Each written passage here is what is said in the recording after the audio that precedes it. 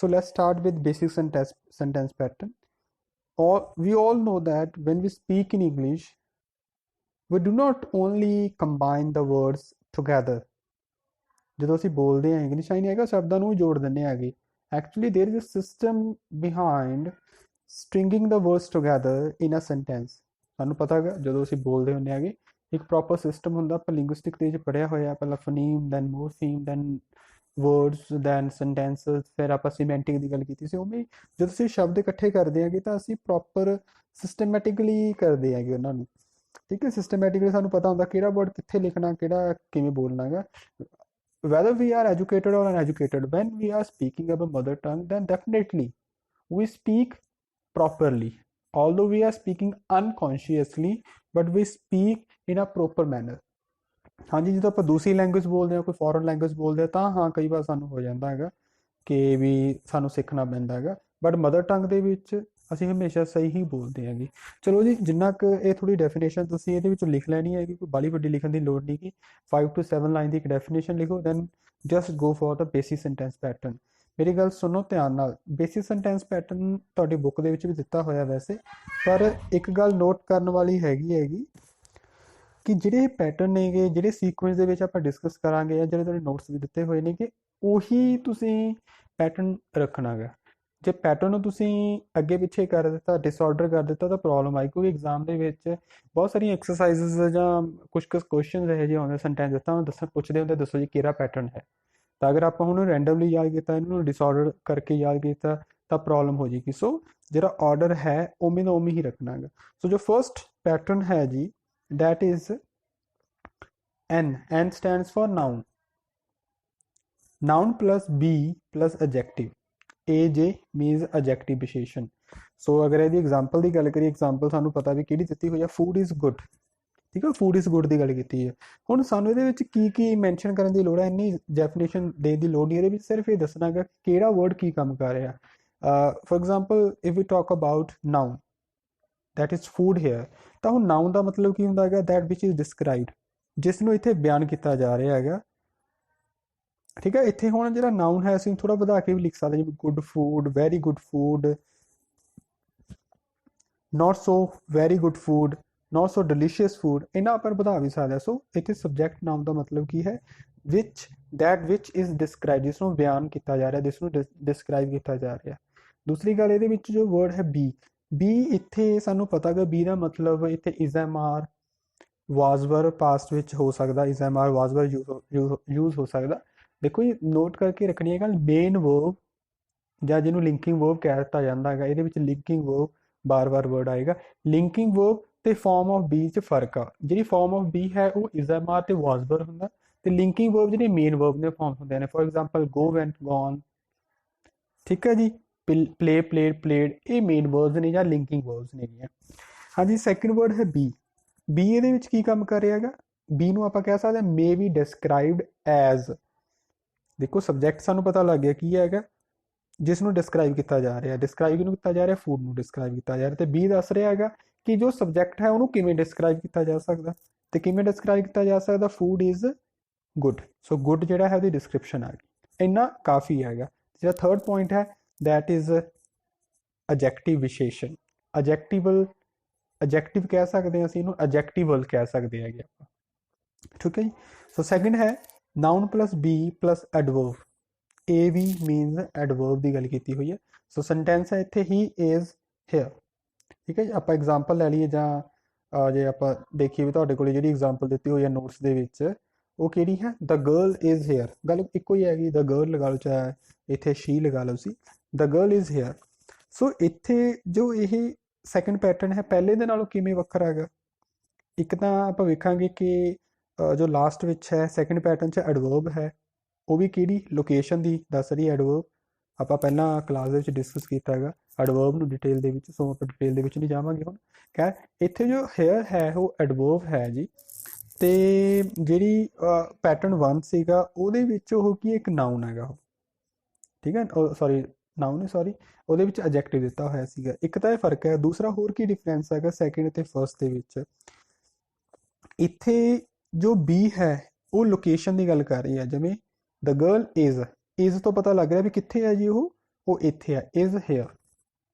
Okay, ਉਸ ਤੋਂ ਬਾਅਦ ਆਪਾਂ ਗੱਲ ਕਰੀਏ ਇਹਦੇ ਵਿੱਚ ਜੋ ਪੈਟਰਨ ਜਿਹੜਾ 2 ਹੈ ਆਪਾਂ ਪੜ੍ਹ ਰਹੇ ਹਾਂਗੇ, ਇਹਨੂੰ ਆਪਾਂ ਵਧਾ ਨਹੀਂ ਸਕਦੇ। ਜਿਵੇਂ ਉੱਪਰ ਤੁਹਾਨੂੰ ਦੱਸਿਆ ਸੀਗਾ ਪੈਟਰਨ 1 ਨੂੰ ਵਧਾਇਆ ਜਾ ਸਕਦਾ, ਐਕਸਪੈਂਡ ਕੀਤਾ ਜਾ ਸਕਦਾ, ਪੈਟਰਨ 2 ਨੂੰ ਵਧਾਇਆ ਨਹੀਂ ਜਾ ਸਕਦਾ। ਨੈਕਸਟ ਗੱਲ ਕਰੀਏ ਇਹਦੇ ਵਿੱਚ, ਜੋ ਇਹਦੇ ਵਿੱਚ ਐਡਵਰਬ ਲੱਗੀ ਹੋਈ ਹੈ ਥਰਡ ਪੋਜੀਸ਼ਨ, ਉਹ ਇੱਕ ਅਨਇਨਫਲੈਕਟਡ ਵਰਡ ਹੈ। ਅਨਇਨਫਲੈਕਟਡ ਮਤਲਬ ਜਿਸ ਨੂੰ ਵਧਾਇਆ ਨਹੀਂ ਜਾ ਸਕਦਾ। ਆਪਾਂ ਪਿੱਛੇ ਕਰਕੇ ਇਨਫਲੈਕਸ਼ਨ, ਕੋਈ ਸਫਿਕਸ ਪਰਫਿਕਸ ਲੱਗਣਾ, ਉਹਨੂੰ ਨਹੀਂ ਵਧਾ ਸਕਦੇ ਅਸੀਂ ਇੱਥੋਂ। ਹੁਣ ਇੱਥੇ ਜਿਹੜੇ ਵਰਡਸ ਲੱਗ ਸਕਦੇ ਨੇ ਇਹਦੀ ਜਗ੍ਹਾ ਦੇ ਉੱਪਰ ਰਿਪਲੇਸ ਕੀਤਾ ਜਾ ਸਕਦਾ ਕਿਹਦੇ ਨਾਲ? ਹੁਣ ਇੱਥੇ ਐਡਵਰਬ ਕੱਲਾ ਨਹੀਂ, ਇੱਥੇ ਐਡਵਰਬੀਅਲ ਵੀ ਹੋ ਸਕਦਾ। ਐਡਵਰਬੀਅਲ ਮਤਲਬ ਅਸੀਂ ਇੱਥੇ ਪ੍ਰੈਪੋਜੀਸ਼ਨ ਫਰੇਜ਼ ਵੀ ਲਗਾ ਸਕਦੇ ਹਾਂ। ਜਿਵੇਂ ਆਪਾਂ ਸੈਂਟੈਂਸ ਹੈ ਦ ਗਰਲ ਇਜ਼ ਹੇਅਰ, ਆਪਾਂ ਇਹਦੀ ਜਗ੍ਹਾ ਦੇ ਉੱਪਰ ਵੀ ਵਰਤ ਸਕਦੇ ਹਾਂ the girl is in the garden. Here ਦੀ ਜਗ੍ਹਾ ਦੇ ਉੱਪਰ ਇਨ ਦਾ ਗਾਰਡਨ ਵੀ ਯੂਜ਼ ਕੀਤਾ ਜਾ ਸਕਦਾ ਹੈ। ਓਕੇ, ਸੋ ਜੋ ਸੁਣ ਰਹੇ ਉਹਨੂੰ ਲਿਖਦੇ ਰਹੋ, ਜਾਂ 2-3 ਵਾਰੀ ਸੁਣ ਕੇ ਫਿਰ ਤੁਸੀਂ ਲਿਖੋ ਤਾਂ ਤੁਹਾਨੂੰ ਈਜ਼ੀਲੀ ਸਮਝ ਆ ਜਾਏਗਾ। ਜਿੰਨਾ ਕੁ ਮੈਂ ਤੁਹਾਨੂੰ ਦੱਸ ਰਿਹਾ that is enough to be written in the exam in the theory answer. Theory ਦੇ ਵਿੱਚ ਇੰਨਾ ਲਿਖਣ ਲਈ ਕਾਫੀ ਹੈਗਾ, ਹੋਰ ਲਿਖਣ ਦੀ ਲੋੜ ਨਹੀਂ। ਹੁਣ ਇੱਥੇ ਜਿਹੜਾ ਹੇਅਰ ਵਰਡ ਹੈ ਉਹਦੀ ਜਗ੍ਹਾ ਦੇ ਉੱਪਰ ਆਪਾਂ ਐਡਵਰਬੀਅਲ ਫਰੇਜ਼ ਲਗਾ ਸਕਦੇ ਹਾਂਗੇ। ਐਡਵਰਬੀਅਲ ਲਗਾ ਸਕਦੇ ਹਾਂ, ਮੀਨਸ ਪ੍ਰੈਪੋਜੀਸ਼ਨ ਫਰੇਜ਼ ਲਗਾ ਸਕਦੇ, ਜਾਂ ਫਿਰ ਇੱਕ ਸਿੰਗਲ ਪ੍ਰੈਪੋਜੀਸ਼ਨ ਵੀ ਲਗਾ ਸਕਦੇ ਹੈਗੇ, ਜਿਵੇਂ here, there, up, down, downstairs, upstairs वगैरह वगैरह। ठीक है जी। सो थर्ड जो पैटर्न है जी that is noun plus be plus noun. ਹੁਣ 2 ਨਾउन ਆ ਗਏ। ਹੁਣ ਇਹ 2 ਨਾउन ਕੀ ਨੇਗੇ? ਹੁਣ ਦੇਖੋ ਇਹਦੀ ਆਪਾਂ ਐਗਜ਼ਾਮਪਲ ਪਹਿਲਾਂ ਆਪਾਂ ਲੈ ਲਈਏ। My brother is a doctor. ਹੁਣ ਦੇਖੋ ਮੇਰਾ ਬ੍ਰਦਰ ਡਾਕਟਰ ਹੈ ਤੇ ਡਾਕਟਰ ਮੇਰਾ ਬ੍ਰਦਰ ਹੈ। ਸੋ ਕਹਿਣ ਦਾ ਮਤਲਬ ਕੀ ਹੈ, ਜੋ ਨਾउन 1 ਹੈ ਤੇ ਨਾउन 2 ਹੈ, ਨਾउन 2 ਕਿਹੜਾ ਇੱਥੇ ਡਾਕਟਰ, ਇਹ ਸੇਮ ਨੇ ਇੱਕ ਦੂਜੇ ਨੂੰ, ਇਹਨੂੰ ਬੋਲਦੇ ਰੈਫਰੈਂਟ। ਸੇਮ ਰੈਫਰੈਂਟ ਮਤਲਬ ਕਿ ਇੱਕ ਦੂਜੇ ਨੂੰ ਰੈਫਰ ਕਰ ਰਿਹਾ, ਜਿਹਨੂੰ ਕੰਪਲੀਮੈਂਟ ਕਹਿ ਦਿੰਦੇ ਹਾਂ ਅਸੀਂ ਆਪਾਂ ਨੂੰ। ਜੇ ਅਸੀਂ ਇੱਥੇ ਇਹਨੂੰ ਅਸੀਂ ਸਬਜੈਕਟ ਕੰਪਲੀਮੈਂਟ ਕਹਿ ਲਈਏ ਤਾਂ ਵੀ ਠੀਕ ਹੈਗਾ, ਕੋਈ ਮੇਰਾ ਬ੍ਰਦਰ ਡਾਕਟਰ ਹੈ, ਮੇਰਾ ਬ੍ਰਦਰ ਸਬਜੈਕਟ ਹੈ, ਤੇ ਜੇ ਬ੍ਰਦਰ ਲਈ ਕੀ ਯੂਜ਼ ਕੀਤਾ, ਉਹਨੂੰ ਕਿਹੜੀ ਚੀਜ਼ ਕੰਪਲੀਟ ਕਰ ਰਹੀ ਹੈ, ਉਹ ਹੈਗੇ ਡਾਕਟਰ। ਸੋ ਇਹਦੀ ਨੂੰ ਅਗਰ ਆਪਾਂ ਡਿਫਾਈਨ ਕਰਨਾ ਹੋਵੇ ਤਾਂ ਕੀ ਕਹਾਂਗੇ? ਸਬਜੈਕਟ ਜਿਹੜਾ ਨਾउन ਹੈ ਤੇ ਫਰਸਟ ਨਾउन ਹੈ ਉਹਦਾ ਰੈਫਰੈਂਟ ਦਿੱਤਾ ਹੋਇਆ ਅੱਗੇ ਜੀ, ਮੇਰੇ ਬ੍ਰਦਰ ਦਾ ਰੈਫਰੈਂਟ ਕੀ ਹੈ, ਡਾਕਟਰ ਹੈਗਾ। ਦੂਸਰਾ ਜਿਹੜੀ ਵਰਬ ਦੀ ਫਾਰਮ ਵਿੱਚ ਦਿੱਤੀ ਹੋਈ ਆ, ਮੇਨ ਵਰਬ ਨਹੀਂ ਹੈਗੀ, that is a form of be. Be ਇੱਥੇ ਕੀ ਕਹਿ ਸਕਦੇ ਹਾਂ? ਬੀ ਨੂੰ ਆਪਾਂ ਕੀ ਕਹਿ ਸਕਦੇ ਹਾਂ ਇੱਥੇ? ਬੀ ਆਇਡੈਂਟੀਫਾਈਡ ਔਰ ਕਲਾਸੀਫਾਈਡ ਐਜ਼, ਕਿਉਂਕਿ ਬੀ ਤੋਂ ਸਾਨੂੰ ਪਤਾ ਲੱਗ ਰਿਹਾ ਵੀ ਜੋ ਸਬਜੈਕਟ ਹੈ ਅਸੀਂ ਉਹਨੂੰ ਕਿਵੇਂ ਪਹਿਚਾਨੀਏ। ਤਾਂ ਕੀ ਪਹਿਚਾਣ ਆਉਂਦੀ ਹੈਗੀ ਇੱਥੇ ਸਾਨੂੰ ਪਤਾ ਲੱਗਦਾ ਕਿ ਮੇਰਾ ਭਰਾ ਹੈ ਕੀ ਪਹਿਚਾਣ ਦੱਸਦੀ ਹੈ ਕਿ ਮੇਰਾ ਭਰਾ ਹੈਗਾ ਕੀ ਹੈਗਾ? ਇੱਕ ਡਾਕਟਰ ਹੈਗਾ। ਉਸ ਤੋਂ ਬਾਅਦ ਹੈ ਜੀ ਜਿਹੜਾ ਹੁਣ ਇਹਦੇ ਵਿੱਚ ਸਬਜੈਕਟ ਹੈ ਸਾਡਾ ਪਹਿਲਾ ਮਾਈ ਬ੍ਰਦਰ, ਇਹਨੂੰ ਆਪਾਂ ਕੀ ਕਹਿ ਸਕਦੇ ਹਾਂ? ਦੈਟ ਵਿਚ ਇਜ਼ ਆਇਡੈਂਟੀਫਾਈਡ, ਜਿਸ ਨੂੰ ਕਿ ਵਰਬ ਪਹਿਚਾਣ ਕਰਵਾ ਰਹੀ ਹੈ। ਦੇਖੋ ਜੀ ਆਪਾਂ ਤੁਹਾਨੂੰ ਪਤਾ ਹੈਗਾ ਕਿ verb is the heart of a sentence. Verb ਦੀ ਫਾਰਮ ਹੀ ਸਾਨੂੰ ਦੱਸਦੀ ਹੈਗੀ ਕਿ ਕੌਣ ਕਿਹੜਾ ਸਬਜੈਕਟ ਆ, ਕਿਹੜਾ ਆਬਜੈਕਟ ਹੈਗਾ, ਕਿਹੜਾ ਡਾਇਰੈਕਟ ਆਬਜੈਕਟ ਹੈ, ਕਿਹੜਾ ਇਨਡਾਇਰੈਕਟ ਆਬਜੈਕਟ ਹੈ। ਅੱਗੇ ਜਾ ਕੇ ਆਪਾਂ ਡਿਟੇਲ 'ਚ ਇਹਨੂੰ ਫਿਰ ਕਰਾਂਗੇ ਜੀ। ਉਸ ਤੋਂ ਬਾਅਦ ਜਿਹੜਾ ਡਾਕਟਰ ਹੈ ਇਹ ਕੀ ਹੈ ਜੀ? ਹੈ ਤਾਂ ਚਾਹੇ ਦੂਸਰਾ ਨਾउन ਹੈ, ਨਾउन 2 ਹੈਗਾ, ਬਟ ਅਸੀਂ ਇੱਥੇ ਨਾउन 1 ਹੀ ਮੰਨ ਕੇ ਚੱਲਾਂਗੇ ਕਿਉਂਕਿ ਇਹ ਰੈਫਰੈਂਟ ਹੈ ਫਸਟ ਦਾ ਜੀ। ਹੁਣ ਇੱਥੇ ਉਹ ਕੰਮ ਕਿਹਦਾ ਕਰ ਰਿਹਾ? ਇੱਥੇ ਆਬਜੈਕਟ ਦਾ ਕੰਮ ਕਰ ਰਿਹਾ। ਇਹ ਕੀ ਕੰਮ ਕਰ ਰਿਹਾ? That which is identified. ਇਹ ਸਬਜੈਕਟ ਕੰਪਲੀਮੈਂਟ ਹੈ ਤੇ ਇਹ ਤੋਂ ਸਾਨੂੰ ਪਤਾ ਲੱਗਦਾ ਕਿ ਸਬਜੈਕਟ ਨੂੰ ਅਸੀਂ ਕਿਵੇਂ ਜਾਣ ਰਹੇ ਹਾਂਗੇ।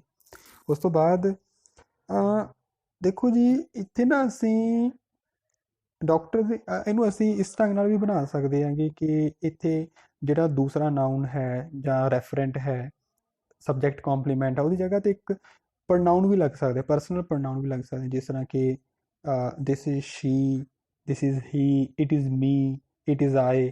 ਸੋ ਲਾਸਟ ਵਿੱਚ ਪ੍ਰੋਨਾउन ਲੱਗ ਸਕਦੇ ਨੇ। ਖੈਰ ਉਹ ਜ਼ਰੂਰੀ ਨਹੀਂ ਹੈਗਾ ਨਾ, ਬਟ ਹਾਂ ਆਪਾਂ ਮੈਂਸ਼ਨ ਕਰ ਸਕਦੇ ਹਾਂ। ਜੋ ਬੇਸਿਕ ਸੈਂਟੈਂਸ ਪੈਟਰਨ ਦੇ ਵਿੱਚ ਪੈਟਰਨ 4 ਹੈ ਉਹ ਕੀ ਹੈ ਜੀ?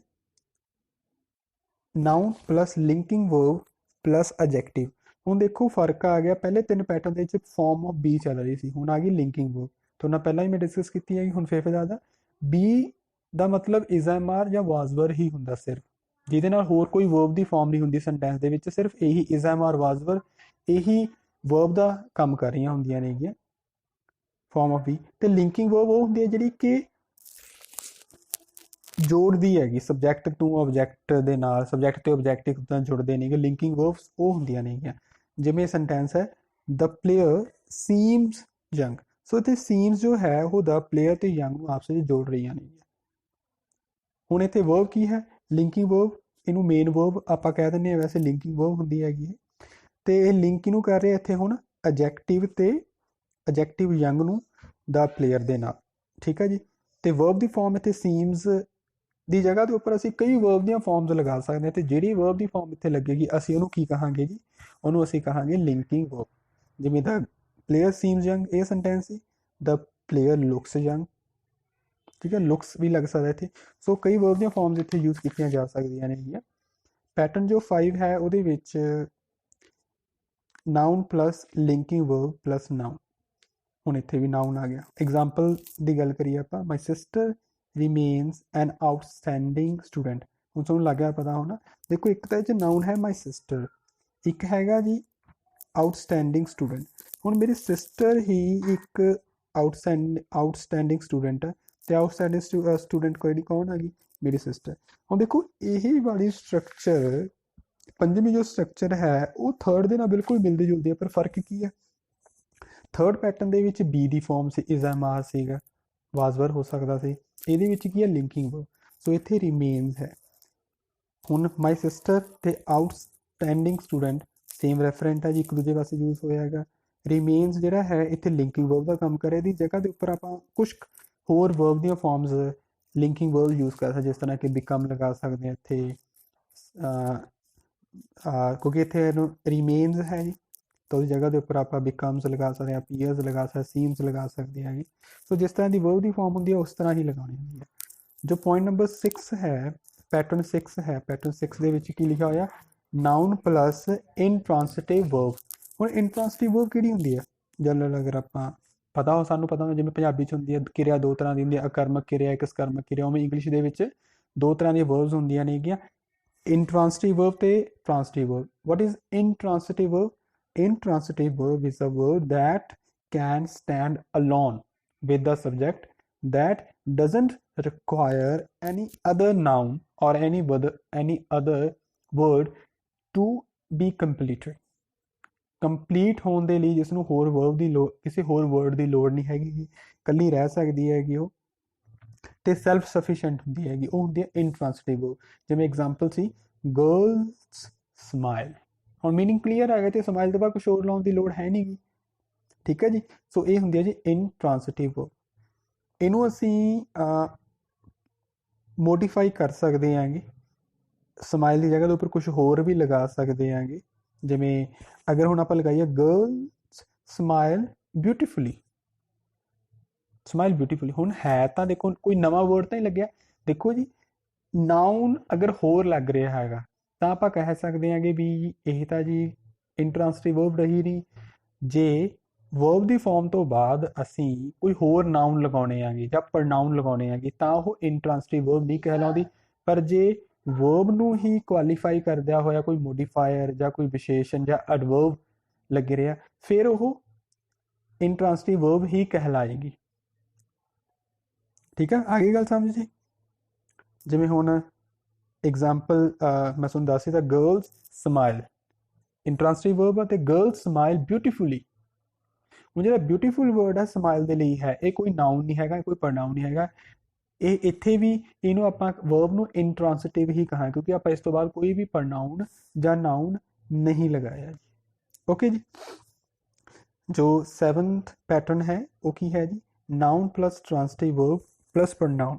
ਹੁਣ ਆ ਗਈ ਟ੍ਰਾਂਸਿਟਿਵ ਵਰਬ, ਤੇ ਟ੍ਰਾਂਸਿਟਿਵ ਵਰਬ ਕਿਹੜੀ ਹੁੰਦੀ ਹੈ, that requires any subject, any noun or pronoun to complete, to be completed, ਜਿਸ ਨੂੰ ਪੂਰਾ ਕਰਨ ਦੇ ਲਈ ਸਾਨੂੰ ਕੋਈ ਨਾ ਕੋਈ ਬਾਅਦ ਵਿੱਚ ਨਾउन ਜਾਂ ਪ੍ਰੋਨਾउन ਲਾਉਣਾ ਪਊਗਾ। ਸਿੰਪਲ ਜੀ ਗੱਲ ਇਹ ਸਮਝੋ, ਜਦੋਂ ਮੇਨ ਵਰਬ ਤੋਂ ਬਾਅਦ, ਲਿੰਕਿੰਗ ਵਰਬ ਤੋਂ ਬਾਅਦ ਕੋਈ ਵੀ ਨਾउन ਜਾਂ ਪ੍ਰੋਨਾउन ਪਿਆ ਗਾ, ਨਾउन ਜਾਂ ਪ੍ਰੋਨਾउन ਪਿਆ ਗਾ, ਤਾਂ ਜੀ ਉਹ ਨਾउन ਜਾਂ ਪ੍ਰੋਨਾउन ਕਰਕੇ ਉਸ ਵਰਬ ਦੀ ਫਾਰਮ ਨੂੰ ਟ੍ਰਾਂਸਿਟਿਵ ਵਰਬ ਕਹਾਂਗੇ, ਠੀਕ ਹੈ ਜੀ। ਸੋ ਟ੍ਰਾਂਸਿਟਿਵ ਵਰਬ ਅਕਸਰ ਹੀ ਕੰਪਲੀਟ ਹੁੰਦੀ ਹੈਗੀ ਡਾਇਰੈਕਟ ਆਬਜੈਕਟ ਦੁਆਰਾ। ਹੁਣ ਡਾਇਰੈਕਟ ਆਬਜੈਕਟ ਤੇ ਇਨਡਾਇਰੈਕਟ ਆਬਜੈਕਟ ਅਸੀਂ ਪੜ੍ਹੇ ਸੀਗੇ ਬੀਏ ਫਸਟ ਈਅਰ ਦੇ ਵਿੱਚ ਐਕਸਰਸਾਈਜ਼ 3rd ਦੇ ਵਿੱਚ ਅਸੀਂ ਪੜ੍ਹੇ ਸੀ ਡਾਇਰੈਕਟ ਆਬਜੈਕਟ ਤੇ ਇਨਡਾਇਰੈਕਟ ਆਬਜੈਕਟ ਕੀ ਹੁੰਦਾ ਹੈਗਾ। ਤੇ ਹੁਣ ਡਾਇਰੈਕਟ ਆਬਜੈਕਟ ਮੈਂ ਤੁਹਾਨੂੰ ਦੱਸਦਾ ਕਿ ਡਾਇਰੈਕਟ ਆਬਜੈਕਟ ਉਹ ਹੁੰਦਾ ਹੈਗਾ ਜਿਹੜਾ ਕਿ ਇਹ ਸਮਝੋ ਕਿ ਅੰਡਰਗੋਅਰ ਆਫ ਦਾ ਐਕਸ਼ਨ, ਜਿਹੜਾ ਕਿ ਐਕਸ਼ਨ ਦੇ ਨਾਲ, ਵਰਬ ਦੇ ਨਾਲ ਡਾਇਰੈਕਟਲੀ ਲਿੰਕ ਹੁੰਦਾ ਹੈਗਾ। ਜਿਵੇਂ ਆਈ ਗੇਵ, ਹੁਣ ਗੇਵ ਕੀ ਹੈਗਾ, ਦੇਣਾ, ਠੀਕ ਹੈ। ਹੁਣ ਮੈਂ ਦਿੱਤਾ ਕੀ, I gave him some flowers। ਤਾਂ some flowers ਜਿਹੜੇ ਹੈਗੇ ਨੇਗੇ ਉਹ ਕੀ ਹੈਗੇ, ਡਾਇਰੈਕਟਲੀ ਰਿਲੇਟਡ ਨੇਗੇ ਵਰਬ ਦੇ ਨਾਲ। ਹਿਮ ਜਿਹੜਾ ਹੈਗਾ ਗਾ ਇਹ ਇਨਡਾਇਰੈਕਟ ਹੈਗਾ ਇੱਥੇ। ਸੋ ਡਾਇਰੈਕਟ ਆਬਜੈਕਟ ਦੀ ਗੱਲ ਕਰ ਰਹੇ ਹਾਂ। ਸੋ ਇਹਦੇ ਵਿੱਚ ਕੀ ਸੀ, 7th ਪੈਟਰਨ ਦੇ ਵਿੱਚ ਨਾउन ਪਲੱਸ ਟ੍ਰਾਂਸਟਿਵ ਵਰਬ ਪਲੱਸ ਨਾउन। ਠੀਕ ਹੈ ਜੀ। ਤਾਂ ਇਹ ਜਿਹੜੇ ਹੁਣ ਨਾउन ਹੈਗਾ ਇੱਥੇ, ਪਹਿਲਾ ਨਾउन ਤੇ ਜਿਹੜਾ ਦੂਸਰਾ ਨਾउन ਹੈ, ਜਿਵੇਂ ਪਹਿਲਾ ਨਾउन ਸੀਗਾ ਤਾਂ ਗਰਲ ਤੇ ਜਿਹੜਾ ਦੂਸਰਾ ਨਾउन ਹੈ ਡਰੈਸ, ਇਹ ਅਲੱਗ-ਅਲੱਗ ਨੇ ਇੱਕ ਦੂਜੇ ਦੇ, ਇਹ ਰੈਫਰੈਂਟ ਨਹੀਂ ਹੈਗੇ ਇੱਕ ਦੂਜੇ ਦੇ। ਇਹ ਨਾउन 1 ਹੈ ਜੀ, ਉਹਨੂੰ ਆਪਾਂ ਨਾउन 2 ਕਹਾਂਗੇ। ਹੁਣ ਆਪਾਂ ਨਾउन 1 ਤੇ ਨਾउन 2 ਆ ਗਿਆ ਜੀ। ਤੇ ਇਹਦੇ ਵਿੱਚ ਜਿਹੜੀ ਵਰਬ ਹੈ ਉਹ ਕੰਪਲੀਟ ਕੀਤੀ ਜਾ ਰਹੀ ਹੈ ਨਾउन ਜਾਂ ਪ੍ਰੋਨਾउन ਦੁਆਰਾ। ਹੁਣ ਇੱਥੇ ਬੌਟ ਨੂੰ ਕੰਪਲੀਟ ਕਿਹੜੀ ਚੀਜ਼ ਕਰ ਰਹੀ ਹੈ ਇੱਥੇ, ਐਡਰੈਸ। ਤੇ ਇਹਦੇ ਵਿੱਚ ਆਪਾਂ ਨੂੰ ਗੱਲ ਕਰੀ ਚੁੱਕੇ ਹਾਂ ਕਿ ਸੇਮ ਰੈਫਰੈਂਟ ਨਹੀਂ ਹੈਗਾ, ਦੋਨੋਂ ਨਾउन ਇੱਕ ਦੂਜੇ ਅਲੱਗ ਨੇਗੇ। ਤੇ ਜਿਹੜਾ ਇਹਦੇ ਵਿੱਚ ਡਰੈਸ ਹੈ ਜੀ, ਦ ਗਰਲ, ਹਾਂਜੀ ਡਰੈਸ ਇੱਥੇ ਕੀ ਹੈ, ਇੱਕ ਡਾਇਰੈਕਟ ਆਬਜੈਕਟ ਹੈਗਾ। ਡਾਇਰੈਕਟ ਆਬਜੈਕਟ ਆਲਰੇਡੀ ਤੁਹਾਨੂੰ ਦੱਸ ਚੁੱਕੇ ਹਾਂ ਕੀ ਹੁੰਦਾ ਹੈਗਾ, ਜਿਹੜਾ ਕਿ ਵਰਬ ਦੇ ਨਾਲ ਡਾਇਰੈਕਟਲੀ ਲਿੰਕ ਹੁੰਦਾ ਹੈਗਾ। ਜਿਵੇਂ ਬੌਟ ਕੀ ਖਰੀਦਿਆ ਜੀ, ਡਰੈਸ ਖਰੀਦੀ, ਤਾਂ ਇਹ ਇੱਕ ਡਾਇਰੈਕਟ ਆਬਜੈਕਟ ਬਣ ਗਿਆ ਇੱਥੇ। ਜਾਂ ਵਰਬ ਦੀ ਫਾਰਮ ਤੋਂ ਜਿਹੜਾ ਚੀਜ਼ ਪ੍ਰਭਾਵਿਤ ਹੁੰਦੀ ਹੈਗੀ ਨਾਲ ਦੀ ਨਾਲ, ਉਹਨੂੰ ਅਸੀਂ ਡਾਇਰੈਕਟ ਆਬਜੈਕਟ ਕਹਿ ਦਿੰਦੇ ਹਾਂ। ਸੋ ਇਹ ਇਨਫ ਹੈ ਜੀ ਇੰਨਾ ਕੁ 7th। ਹੁਣ ਆਪਾਂ 8th ਦੀ ਗੱਲ ਕਰਦੇ ਹਾਂ ਕਿ 8th ਜਿਹੜਾ ਹੈਗਾ ਥੋੜਾ ਲੈਂਥੀ ਹੈਗਾ ਬਟ ਈਜ਼ੀ ਹੈਗਾ। ਨਾउन 1 plus transitive verb plus ਨਾउन 2 plus ਨਾउन 3। ਹੁਣ ਇਹ 'ਚ 3 ਨਾउन ਆ ਗਏ ਇਹਦੇ ਵਿੱਚ। ਠੀਕ ਹੈ ਜੀ, ਤਿੰਨੋਂ ਨਾउन।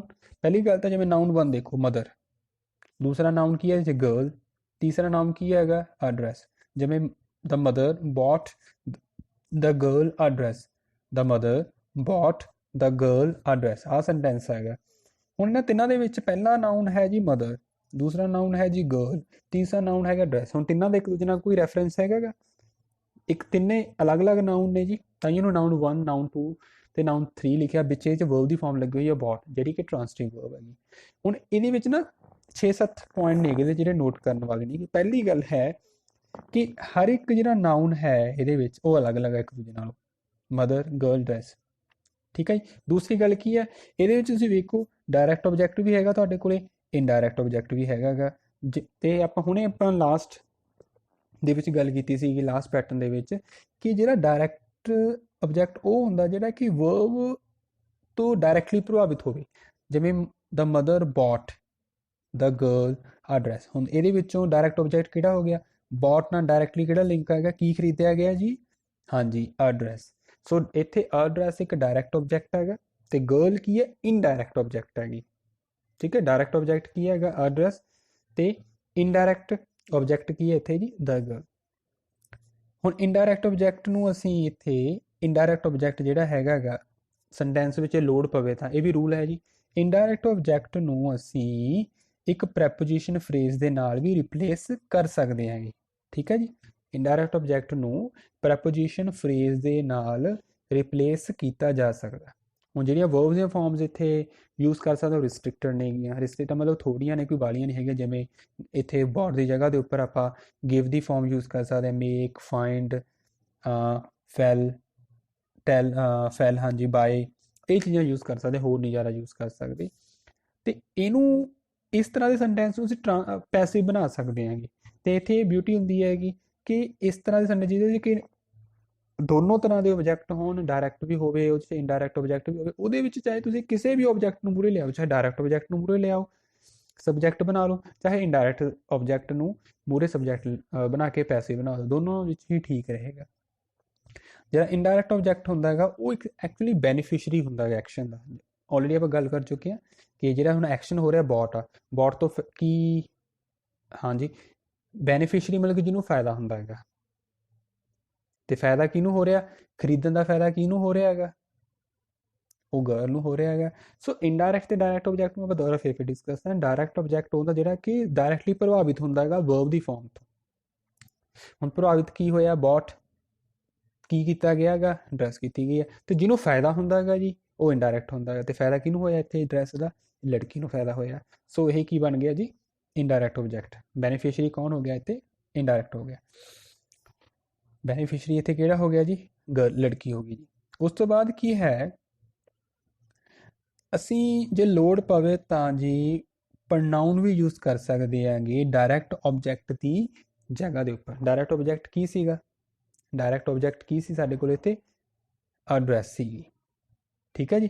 ਸੋ ਡਾਇਰੈਕਟ ਆਬਜੈਕਟ ਜਿਹੜਾ ਹੈ ਅਸੀਂ ਉਹਦੀ ਜਗ੍ਹਾ ਦੇ ਉੱਪਰ ਅਸੀਂ ਕੋਈ ਹੋਰ ਪ੍ਰੋਨਾਊਨ ਵੀ ਯੂਜ਼ ਕਰ ਸਕਦੇ ਹੈਗੇ, ਜਿਵੇਂ ਦਾ my mother bought for her, ਠੀਕ ਹੈ। ਮਾਈ ਮਦਰ ਬੌਟ ਫॉर, ਜਿਵੇਂ ਬੌਟ ਇਟ ਫॉर, ਉੱਥੇ ਲਿਖਿਆ ਜਾ ਸਕਦਾ my mother bought it. It ਕੀ ਸੀ ਇੱਥੇ, ਇਟ ਕਿਹਦੇ ਲਈ ਯੂਜ਼ ਕੀਤਾ ਹੋਇਆ, ਡਰੈਸ ਦੇ ਲਈ। ਮਾਈ mother bought it for girl. ਜੇ ਤੁਸੀਂ ਪ੍ਰੋਨਾਊਨ ਯੂਜ਼ ਕਰਨਾ ਗਾ ਡਾਇਰੈਕਟ ਆਬਜੈਕਟ ਦੀ ਜਗ੍ਹਾ ਦੇ ਉੱਪਰ, ਤਾਂ ਇਹ ਗੱਲ ਨੋਟ ਕਰ ਲਓ। ਫਿਰ ਕਿਹੜੀ ਗੱਲ ਨੋਟ ਕਰਨ ਵਾਲੀ ਹੈ, ਜਦੋਂ ਤੁਸੀਂ ਡਾਇਰੈਕਟ ਆਬਜੈਕਟ ਦੀ ਜਗ੍ਹਾ ਦੇ ਉੱਪਰ ਪ੍ਰੋਨਾਊਨ ਯੂਜ਼ ਕਰਨਾ ਗਾ, ਉਹਦੀ ਜਗ੍ਹਾ ਤੇ ਪ੍ਰੋਨਾਊਨ ਯੂਜ਼ ਕਰਨਾ, ਤਾਂ ਇਹ ਤੁਹਾਡਾ ਇਨਡਾਇਰੈਕਟ ਤੋਂ ਪਹਿਲਾਂ ਲੱਗੂਗਾ, ਇਨਡਾਇਰੈਕਟ ਤੋਂ ਪਹਿਲਾਂ ਲੱਗੂਗਾ, ਤੇ ਨਾਲ ਜੋੜਨ ਵਾਸਤੇ ਪ੍ਰੈਪੋਜੀਸ਼ਨ ਵੀ ਲੱਗੂਗੀ। ਹੁਣ ਦੇਖੋ ਡਰੈਸ ਪਿੱਛੇ ਸੀਗਾ, ਡਰੈਸ ਦੀ ਜਗ੍ਹਾ ਤੇ ਲੱਗ ਗਿਆ ਇਟ, ਤਾਂ ਬਣ ਗਿਆ ਮਾਈ ਮਦਰ ਬੌਟ ਇਟ, ਠੀਕ ਹੈ। ਇੱਕ ਗੱਲ ਹੋ ਗਈ। ਉਸ ਤੋਂ ਬਾਅਦ ਤੁਹਾਨੂੰ ਕਿਹਾ ਪ੍ਰੈਪੋਜੀਸ਼ਨ ਨਾਲ ਲੱਗ ਸਕਦੀ ਹੈਗੀ, ਕੀ ਲੱਗ ਗਿਆ ਇੱਥੇ ਫॉर, ਤੇ ਫॉर ਦਾ ਗਰਲ, ਠੀਕ ਹੈ ਜੀ। ਇਹ ਪਹਿਲਾਂ ਆਉਂਦੀ ਹੁੰਦੀ ਚੀਜ਼ਾਂ ਇਹ। ਉਸ ਤੋਂ ਬਾਅਦ ਹੈ ਜੀ ਪੈਟਰਨ ਨੰਬਰ 9 ਆ ਗਿਆ ਜੀ। ਪੈਟਰਨ ਨੰਬਰ 9 ਦੇ ਵਿੱਚ ਅੱਗੇ ਫਿਰ 8 ਪਾਰਟ ਨੇਗੇ। ਇਹਨੂੰ ਤੁਹਾਨੂੰ ਡਿਫਾਈਨ ਕਰਨ ਦੀ ਲੋੜ ਨਹੀਂ ਹੈਗੀ ਪੇਪਰ ਦੇ ਵਿੱਚ, ਥਿਊਰੀ ਪੇਪਰ ਦੇ ਵਿੱਚ ਸਿਰਫ ਇਹਨੂੰ ਯਾਦ ਰੱਖ ਲਓ। ਮੈਂ ਤੁਹਾਨੂੰ ਦੱਸ ਦਿੰਦਾ ਮੋਟਾ ਮੋਟਾ ਜੀ ਕੀ ਹੈ ਜੀ। ਜਿਵੇਂ ਨਾਊਨ 1 ਪਲੱਸ ਟ੍ਰਾਂਸਟਿਵ ਵਰਬ ਤੇ ਨਾਊਨ 2, ਇਹ ਤਾਂ ਦੇਖੋ ਹੋ ਹੀ ਗਈ ਹੋਏਗਾ, ਹਰ ਇੱਕ ਦੇ ਵਿੱਚ ਸੇਮ ਆਗਾ। ਇਹਦੇ ਨਾਲ ਕੁਛ ਨਾ ਕੁਛ ਜੁੜਦਾ ਰਹੇਗਾ। ਨਾਊਨ 1 ਟ੍ਰਾਂਸਟਿਵ ਵਰਬ ਤੇ ਨਾਊਨ 2 ਤਾਂ ਹੋਏਗਾ ਹੀ ਹੋਏਗਾ, ਇਸ ਦੇ ਨਾਲ ਜੁੜਦਾ ਰਹੇਗਾ। ਜਿਵੇਂ ਪਹਿਲੀ ਕੀ ਜੁੜ ਗਿਆ ਇਹਦੇ ਨਾਲ, ਪਿੱਛੇ ਦੇਖੋ ਨਾਊਨ 3 ਜੁੜ ਗਿਆ। ਇਹਦਾ ਮਤਲਬ ਕੀ ਹੈਗਾ, ਹੁਣ ਜਿਹੜਾ ਇੱਥੇ ਨਾਊਨ 3 ਹੈ, ਅਸਲ ਵਿੱਚ ਨਾਊਨ 3 ਨਹੀਂ ਹੈਗਾ, ਉਹ ਨਾਊਨ 2 ਹੀ ਕਹਿ ਸਕਦੇ ਹਾਂ ਆਪਾਂ। ਕਿਵੇਂ, ਐਗਜ਼ਾਮਪਲ ਹੈ, ਦ ਟੀਮ ਚੂਜ਼ ਹਿਮ, ਦ ਚੂਜ਼ ਸ਼ਾਰਲਟ, ਦ ਟੀਮ ਚੂਜ਼ ਸ਼ਾਰਲਟ ਕੈਪਟਨ। ਹੁਣ ਦ ਟੀਮ ਇੱਕ ਅਲੱਗ ਨਾਊਨ ਆ, ਸ਼ਾਰਲਟ ਅਲੱਗ ਨਾਊਨ ਆ, ਕੈਪਟਨ ਦੇਖੋ ਹੁਣ ਕੈਪਟਨ ਕਿਹਨੂੰ ਚੂਜ਼ ਕੀਤਾ, ਸ਼ਾਰਲਟ ਨੂੰ, ਤਾਂ ਹੁਣ ਇਹ ਨਾਊਨ 2 ਦਾ ਹੀ ਰੈਫਰੈਂਟ ਆ ਗਿਆ। ਚਲੋ ਨਾਊਨ 3 ਆਪਾਂ ਚਲੋ ਮੈਂਸ਼ਨ ਕਰਦਾ ਨਾਊਨ 3 ਆ, ਬਟ ਇਹ ਨਾਊਨ 2 ਨੂੰ ਹੀ ਕੰਪਲੀਟ ਕਰ ਰਿਹਾ। ਸਹੀ, ਇਹਦੀ ਐਗਜ਼ਾਮਪਲ ਹੋ ਗਈ। ਇੱਕ ਐਗਜ਼ਾਮਪਲ ਹੈਗੀ ਆ noun 1 plus transitive verb, noun 2 plus adjective, adjective ਵਿਸ਼ੇਸ਼ਣ। ਵਿਸ਼ੇਸ਼ਣ ਆਪਾਂ ਕੀ ਐਗਜ਼ਾਮਪਲ ਆ ਸਕਦੇ ਹਾਂ, ਹੀ ਕੰਸੀਡਰਸ ਹਰ ਬ੍ਰਿਲੀਅੰਟ। ਹੀ ਇੱਕ ਨਾਊਨ 1 ਹੋ ਗਿਆ। ਹੁਣ ਇਹ ਨਾ ਸਮਝੋ ਵੀ ਇੱਥੇ ਤਾਂ ਪ੍ਰੋਨਾਊਨ ਹੈਗਾ, ਕੋਈ ਗੱਲ ਨਹੀਂ, ਪ੍ਰੋਨਾਊਨ ਹੋਵੇ ਆਪਾਂ ਦਾ ਸਬਜੈਕਟ ਦੇ ਤੌਰ ਤੇ ਲਗਾ ਕੇ ਦੇਖਣਾ। ਟ੍ਰਾਂਸਟਿਵ ਵਰਬ ਕੰਸੀਡਰਸ ਆ ਗਿਆ, ਤੇ ਨਾਊਨ 2 ਇੱਥੇ ਕੀ ਹੈ ਜੀ, ਹਰ ਹੈ ਜੀ, ਤੇ ਵਿਸ਼ੇਸ਼ਣ ਕੀ ਹੈ ਇਹਦੇ ਵਿੱਚ, ਵਿਸ਼ੇਸ਼ਣ ਹੈਗਾ ਜੀ ਐਡਜੈਕਟਿਵ ਕੀ ਹੈ, ਬ੍ਰਿਲੀਅੰਟ। ਥਰਡ ਜਿਹੜਾ ਹੈਗਾ ਥਰਡ ਪੈਟਰਨ ਹੈ 9th ਦਾ, noun 1 plus transitive verb plus noun 2 plus pronoun. So ਪਿੱਛੇ ਕੱਲਾ ਪ੍ਰੋਨਾਊਨ ਵੀ ਕਈ ਵਾਰ ਲੱਗ ਜਾਂਦਾ, ਜਿਵੇਂ I thought the caller you. ਹੁਣ ਇਹਦੇ 'ਚ ਨਾਊਨ 1 ਕੀ ਹੈ ਜੀ, ਆਈ, ਟ੍ਰਾਂਸਟਿਵ ਵਰਬ ਹੈ ਥੌਟ, ਨਾਊਨ 2 ਇਹਦੇ ਵਿੱਚ ਕੀ ਹੈ, ਦ ਕਾਲਰ, ਕਾਲਰ ਨਾਊਨ ਆ, ਤੇ ਉਸ ਤੋਂ ਪ੍ਰੋਨਾਊਨ ਕੀ ਲੱਗ ਗਿਆ ਇਹਦੇ ਵਿੱਚ ਜੀ, ਯੂ ਲੱਗ ਗਿਆ। ਉਸ ਤੋਂ ਬਾਅਦ ਹੈ ਨਾਊਨ 3 ਜਿਹੜਾ ਨੈਕਸਟ ਪੈਟਰਨ ਹੈ ਜੀ, noun plus transitive verb plus noun 2 plus adverb, adverb of place. Adverb ਕੋਈ ਵੀ ਹੋ ਸਕਦੀ ਹੈ, adverb of place, adverb of time, adverb of manner, adverb of frequency ਹੋ ਸਕਦੀ ਹੈ। ਜਿਵੇਂ ਵੀ ਸਪੋਜ਼ਡ ਹਿਮ ਅਪਸਟੇਅਰ, ਹੁਣ ਇੱਥੇ ਵੀ ਪਹਿਲਾ ਨਾਊਨ ਹੈ ਜੀ, ਸਪੋਜ਼ਡ ਟ੍ਰਾਂਸਟਿਵ ਵਰਬ ਹੈ ਜੀ, ਹਿਮ ਨਾਊਨ 2 ਹੈ ਜੀ, ਤੇ ਜਿਹੜਾ ਅਪਸਟੇਅਰਸ ਜਗ੍ਹਾ ਦੱਸ ਰਹੇ ਹੈਗੇ, ਇੱਥੇ ਹੇਅਰ ਵੀ ਲੱਗ ਸਕਦਾ, we supposed him here, we supposed him there, ਇੱਥੇ ਲੱਗ ਸਕਦੇ ਹੈਗੇ he, I supposed him up, I supposed him down। ਇਸ ਤੋਂ ਬਾਅਦ ਹੈ ਜੀ noun 1 plus transitive verb plus noun 2 plus verb. ਹੁਣ ਵਰਬ ਕਿਹੜੀ ਹੈ ਇੱਥੇ ਜੀ, ਪ੍ਰੈਜ਼ੈਂਟ ਪਾਰਟੀਸਿਪਲ। ਤੇ ਪ੍ਰੈਜ਼ੈਂਟ ਪਾਰਟੀਸਿਪਲ ਦਾ ਮਤਲਬ ਕੀ ਹੁੰਦਾ, ਵਰਬ ਦੀ ਫਸਟ ਫਾਰਮ ਨਾਲ ing। ਜਿਵੇਂ I imagined her eating, I imagined her eating, I ਇੱਥੇ ਨਾਊਨ 1 ਹੈ ਜੀ, imagine ਟ੍ਰਾਂਸਟਿਵ ਵਰਬ ਹੈ, her ਨਾਊਨ 2 ਆ ਗਿਆ, ਤੇ eating ਵਰਬ ਦੀ ਫਾਰਮ ਆ ਗਈ ਕਿਹੜੀ, ਪ੍ਰੈਜ਼ੈਂਟ ਪਾਰਟੀਸਿਪਲ। ਨੈਕਸਟ ਹੈ ਜੀ noun 1 plus transitive verb plus noun 2 plus verb. ਹੁਣ ਵਰਬ ਕਿਹੜੀ ਹੈ, ਪਾਸਟ ਪਾਰਟੀਸਿਪਲ। ਪਾਸਟ ਪਾਰਟੀਸਿਪਲ ਦਾ ਮਤਲਬ ਕੀ ਹੁੰਦਾ, ਵਰਬ ਦੀ ਥਰਡ ਫਾਰਮ। ਹਾਂਜੀ, ਆਈ ਬਲੀਵਡ ਹਿਮ ਸੀਟਡ, ਆਈ ਨਾਊਨ 1 ਟ੍ਰਾਂਸਟਿਵ ਵਰਬ ਬਲੀਵਡ ਹੋ ਗਿਆ, ਨਾਊਨ 2 ਹੋ ਗਿਆ ਹਿਮ, ਤੇ ਸੀਟਡ ਕੀ ਬਣ ਗਿਆ ਜਿੱਥੇ, ਪਾਸਟ ਪਾਰਟੀਸਿਪਲ ਬਣ ਗਿਆ।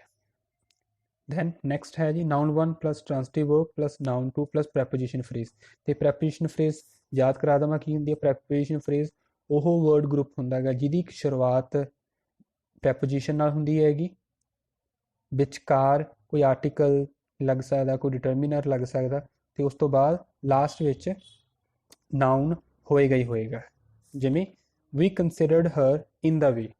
we ਇੱਥੇ noun 1 ਹੈ ਜੀ, consider transitive verb ਹੈ, noun 2 ਇੱਥੇ her ਹੈ ਜੀ, ਤੇ in the way ਇੱਕ preposition phrase ਹੈਗੀ ਆ। last ਹੈ ਜੀ noun 1 transitive verb, noun 2 inflected phrase with to be। inflect ਦਾ ਮਤਲਬ ਹੁੰਦਾ ਜਿਸ ਨੂੰ ਕਿ to be ਲਗਾ ਕੇ ਵਧਾਇਆ ਹੋਇਆ ਹੁੰਦਾ। to be ਤੋਂ ਬਾਅਦ ਆਪਾਂ ਕੁਝ ਹੋਰ ਲਗਾਉਣੇ ਹੁੰਦੇ ਆ, ਜਿਵੇਂ we thought him to be a fine play, to be a fine player, ਕੁਝ ਨਹੀਂ ਹੋ ਸਕਦਾ to be ਤੋਂ ਬਾਅਦ ਕੁਝ ਮਰਜ਼ੀ ਲਗਾ ਦਿਓ। we thought him to be a fine player। ਹੁਣ we ਕੀ ਹੈ ਇੱਥੇ noun 1 transitive verb thought ਆ ਗਈ, ਤੇ noun 2 ਇੱਥੇ ਕੀ ਹੈ him, ਤੇ to be ਤੋਂ ਬਾਅਦ ਆ ਫਾਈਨ ਪਲੇਅਰ ਆ ਗਿਆ। ਇਨਫਲੈਕਟ ਮਤਲਬ ਕਿ ਵਧਾਈ ਹੋਈ ਹੈ।